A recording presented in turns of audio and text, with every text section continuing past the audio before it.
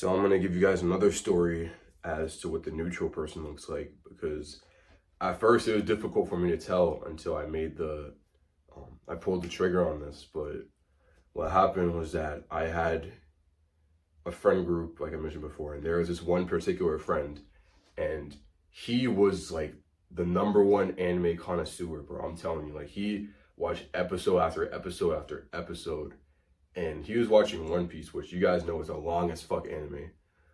I don't watch One Piece anymore. I stopped like when I was 18. I'm 21 now, about to be 22. Uh, I think I'm cooked when it comes to that, because like there's no way I can catch up unless I literally watch like 5 episodes every day for like a year or two. I think 2 years, low key. It's pretty ridiculous. But I had this friend, and this guy somehow, like he was doing Atomic Habits level of micro commitments to watching One Piece, and he's like, he went from episode, I want to say like 300 or 500 all the way to current arc, which I don't know what the arc is because I don't keep up with One Piece anymore, but it's past episode 1000. And I'm just mind blown, because I'm like, how the fuck did you have enough time to sit here and watch all these episodes from episode, like, let's give him the benefit of the doubt, from episode 500 all the way to episode 1000. You guys gotta realize an anime episode is like 20 minutes if you're not skipping the intro or the outro or whatever. So you can do the math on that. That's 20 minutes times like 600, which is a lot of fucking time. Imagine if you took that time and you put that into the gym, or you put that into learning a skill. You would be fucking cracked, bro. So it's like, the ironic thing is this guy had the foundation for being productive, because he had the habits already. Like with that one anime episode thing a day, that's as simple as I can get. Like 10 push-ups a day. I mean, the more you do is better, but imagine if you did 10 push-ups a day, if you read one page of a book a day. That stuff adds up incrementally until it leads to huge results. But the same could be said of things that are not important. Like in this example, he watched anime without doing a lot to improve his life at all. And mind you, this guy was a pretty nice guy. Like he wasn't a bad person. He wasn't toxic. He wasn't negative. I was almost about to say toxic, a fucking blend between those two. But he wasn't necessarily a bad person. It was just, he was a bum and he wasn't doing anything productive. And even these sorts of people are a threat, because if you're around people that are not productive, I'm going to highlight that. Productive. If they're not grinding, you do not want to make these people a main part of your group. Granted that you want to become the best version of yourself. I'm going to get back into the story that I was at earlier when I was a cadet. So there were these cadets called the POC cadets, which they're like the upperclassmen. I started when I was a freshman. So these are the juniors, the seniors, and they're getting ready to commission. Like they have just 1 or 2 more years or whatever until they actually go into the Air Force to become officers. And what I noticed, because the Air Force ROTC program was extremely competitive, like they only accept a handful of cadets to become actual officers, and a lot of them end up getting dropped by the program. And so when I was a cadet and I was in my freshman year, I was thinking like, how can I be the best in my class? How can I excel amongst my competition, and how can I improve myself to be the best possible option to where I can get picked for field training and eventually become an officer? And what I noticed is that there was a POC cadet that had, all the POC cadets were extremely talented and gifted, but what was cool was the fact that every POC cadet had a unique talent. Like there was one cadet that was extremely good with money. Like she handled the whole detachment's finances, and that's not an easy feat. Now, granted, this was a smaller detachment in comparison to the bigger ones, but like that's still pretty crazy.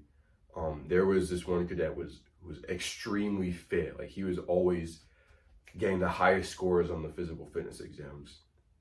There was another cadet he looked great, bro. Like he was always dressed nicely, looked nicely. He had like a lip balm on all the time. This guy, like his presentation was amazing. And there were other cadets, but the point stands. Every single one of them was extremely talented and they all had really good traits to them. And I'm like, you know what?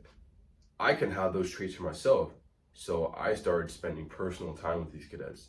I asked them to train me.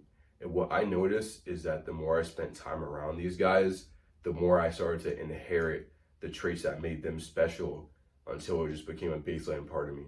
So if you want an easy way to become more productive and make your life easier, if you want to be more disciplined, you need to be around 5 or more disciplined people.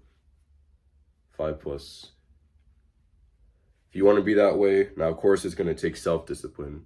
That's a factor. But if you want to be fitter, you need to be around 5+ more fit people. Because the thing is, if you're level 35 and they're level 80, level 80 people probably not going to fuck with you at this level.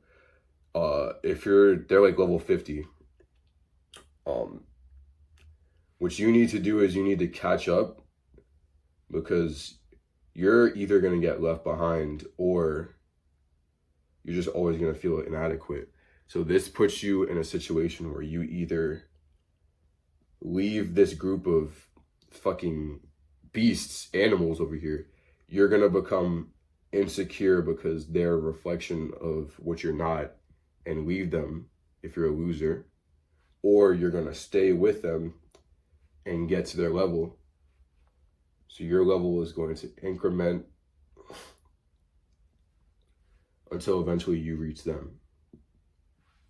Another story that I have is that I got back into karate because when I was like 10 years old or so, I was doing Shaolin Kempo karate.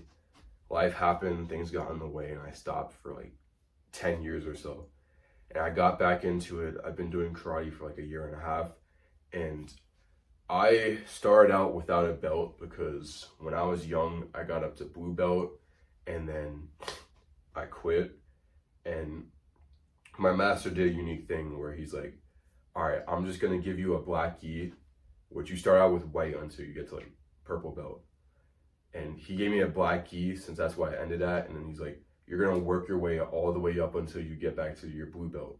And that's what I did. I was without a belt for a long time. And now I'm at a higher belt. I'm not going to say what belt I am, because I'd rather keep that classified for the time being. But I'm under black belt. The very ironic thing is I am in the adult class, the advanced adult class, and I'm in a unique situation where I'm surrounded by black belts, like straight. It was, there was one brown belt, 3rd degree brown belt, but then he got to a black belt. So now straight up, I'm surrounded by black belts. I'm like the only, sometimes there's one other guy, but he doesn't show up that often. But I'm the only person that's below, like, decently below black belt, and I'm surrounded by black belts. So that actually motivates me, because since I'm surrounded by people that are stronger than me and better than me at this thing, I have no choice but to adapt to them, because when you get to a situation like that, you got 2 options, like I said.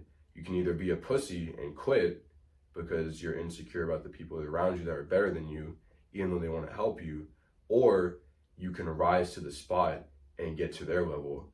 And these people, they were super willing to help me. It's just like the cadet analogy.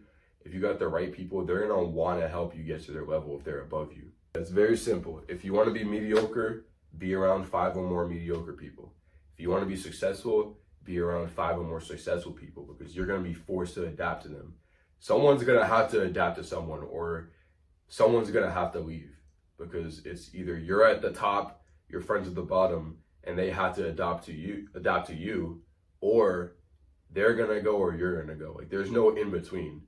And if you're down here and the people around you that you're in a group with, like my karate group, I see them pretty often a week, you're gonna have to get up to their level, or you're just gonna quit and then go back to being mediocre. The longer you stay around someone, the higher the chance you are of becoming a carbon copy of that person. So please keep that in mind. It's gonna save you a lot of trouble for being in the wrong company, and it's gonna give you a lot of fortune if you find yourself around the right people that wanna push you to be better. As a wolf, your number one priority is to become the best version of yourself, and that's gonna require sacrifices, even if it's painful. So that's pretty much the end of this video. Hopefully you guys learned some important stuff. It can be a tough pill to swallow because sometimes the people that are closest to us are actually the people that are bringing us down the most often. But you have to make the choice, whether it's you distance yourself or you cut them off.